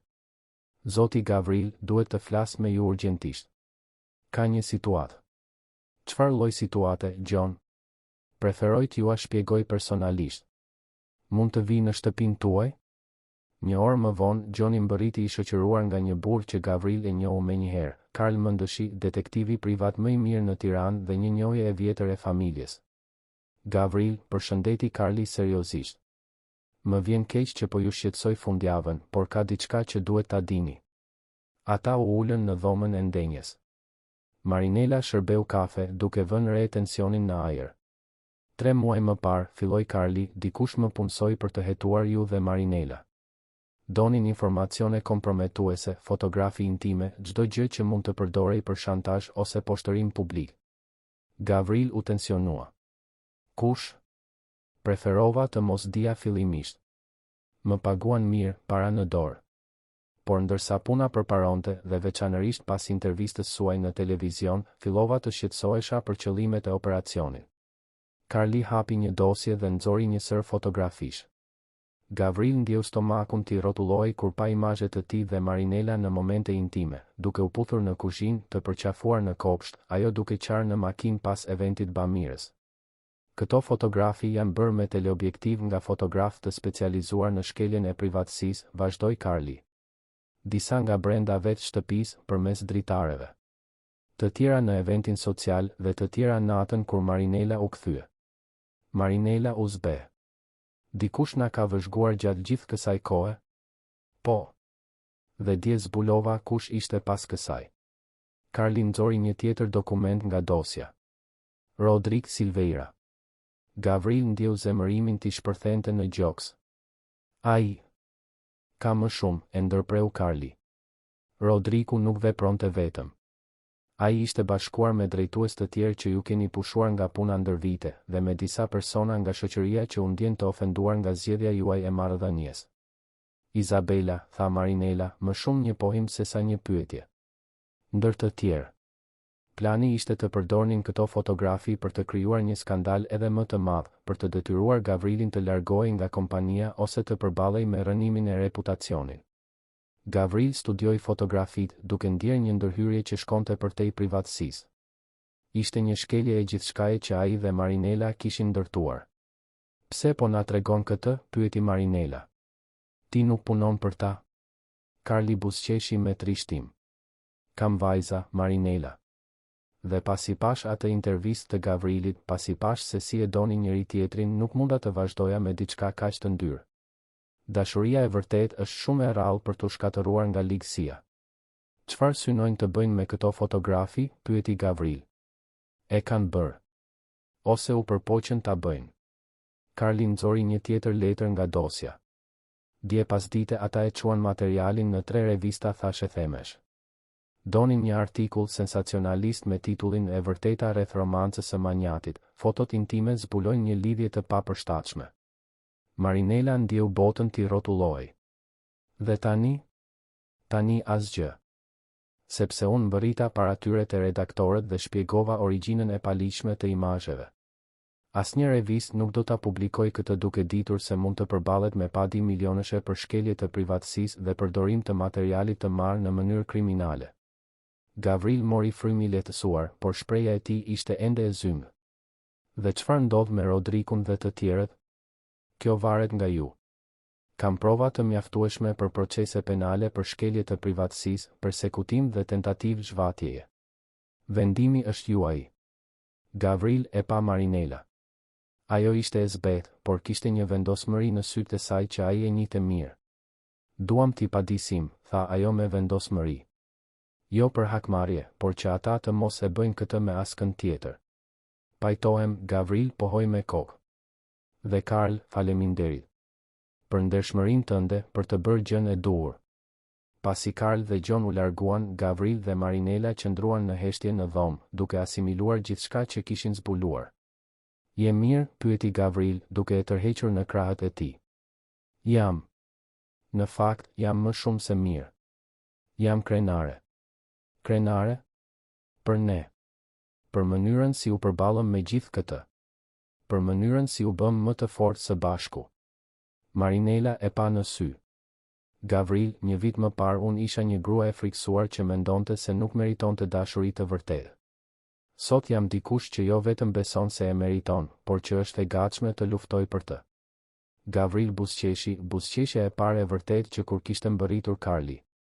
Dhe unë isha një burr që nuk dija çfarë ishte të duash. Sot e di që dashuria nuk është vetëm një ndjenjë, është një zgjedhje. Dhe unë të zgjedh ty çdo ditë. Ata u puthën aty në dhomë dhe Gavril ndjeu një siguri absolute ta pushtonte. Ishte koha për të bërë hapin tjetër. Të hënën në vijim, Gavril u largua herët nga shtëpia me një justifikim të dobët për takime të rëndësishme. Në fakt, ai shkoi në argjendarinë më tradicionale të Tiranës, Dryzun, në qendrën tregtare Çega. Ai kishte hulumtuar gjithçka rreth Marinela ditët e fundit, foli me zonjën Concepcion në telefon, zbuloi shijet e saj muzikore, ngjyrat e saj të preferuara, ëndrat e saj. Unaza që zgjodhi nuk ishte më e shtrenjta në dyqan, por ishte perfekte, një solitare klasike me një diamant 2 karatësh, delikate dhe elegante si gruaja që do ta mbante. Kërkoi të gdhendej në pjesën e brendshme, përgjithmonë me dashuri, g. Gjatë gjithë asaj jave, Gavril planifikoi çdo detaj të propozimit. Nuk donte diçka madhështore apo publike, ata tashmë kishin pasur ekspozim të mjaftueshëm për një jetë të tërë. Donte diçka intime, domethënëse, që të nderonte udhëtimin që kishin bërë së bashku. Të premten në mbrëmje, i tha Marinela se kishte një surprizë për të. E çoi në dhomën e ndenjes, ku pianoja që kishte dëshmuar fillimin e gjithçkaje i priste. Dhoma ishte ndriçuar vetëm nga qirinj dhe kishte një aranzhim të vetëm me trëndafila të bardhë mbi piano. Gavril, çfarë është gjithë kjo? Ulu me mua, kërkoi ai, duke treguar stolin e pianos. Marinela u ul pranë tij, kurioze.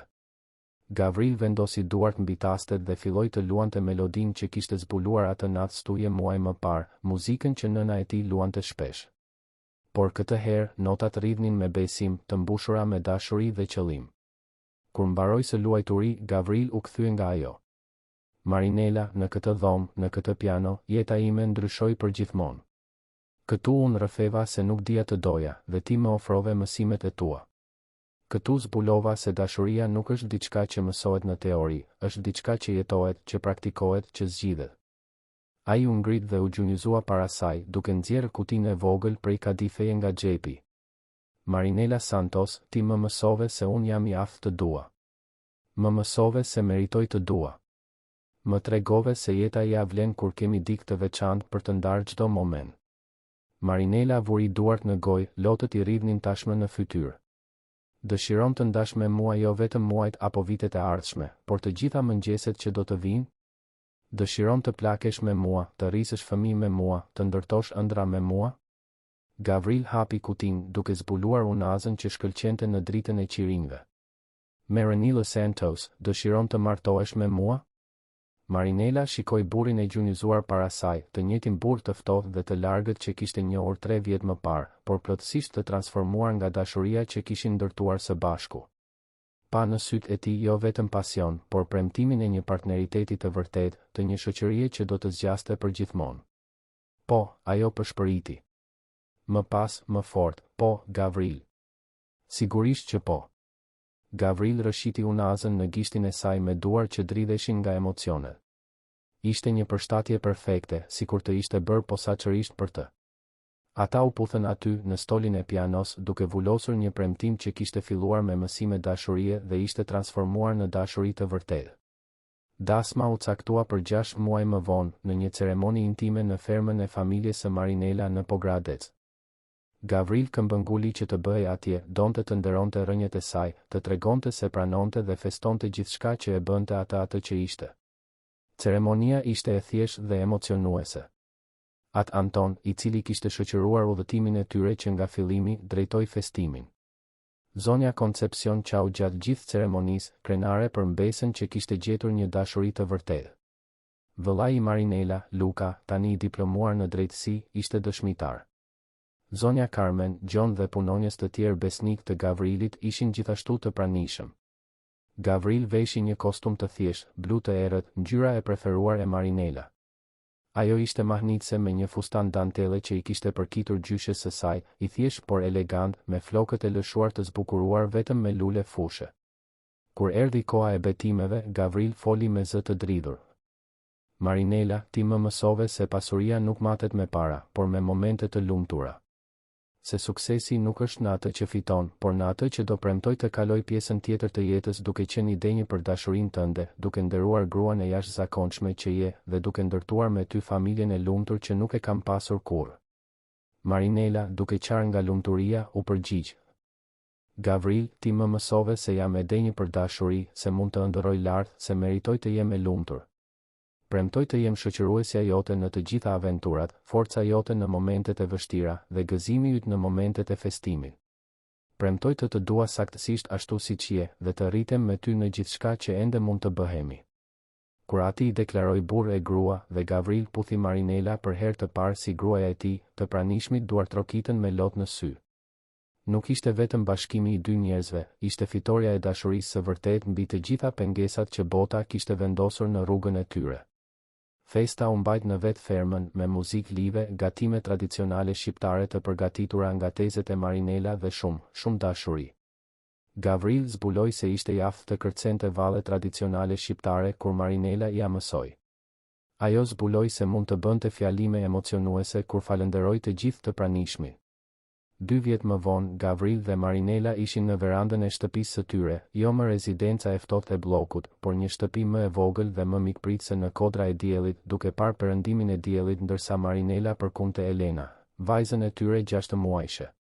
Gavril shihte atë skenë, gruaja e tij duke i kënduar butësisht vajzës së tyre, kopshti që kishin mbjellë së bashku duke lulëzuar rreth tyre, dhe mezi besonte se ajo ishte jeta e tij. Kompania ishte më mirë se kurrë, drejtuar me më shumë humanizëm dhe qëllim. Marinela ishte diplomuar në psikologji me lavdërime dhe kishte hapur një klinikë sociale në periferi, duke ofruar terapi falas për ata që nuk mund të paguanin.